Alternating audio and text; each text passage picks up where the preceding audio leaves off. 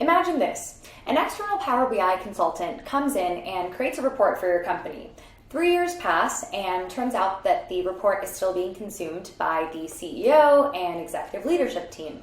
Now, turns out that a new hire edited the data flow powering the report because he or she assumed that nobody was using this old report. Now, the CEO is consuming bad data.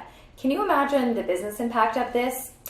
We can, and that is why we released our Power BI connector in Datalogz. So with it, we provide one place to document all of your Power BI reports. We can create custom alerts to notify different teams when events happen in the data environment, and create workflows around what happens when a schema changes, when a data set changes, who should be notified and who should be updated, to basically prevent these misreporting mishaps that could turn into very costly reporting errors. So if you're interested, let me know and I'd be happy to walk you through.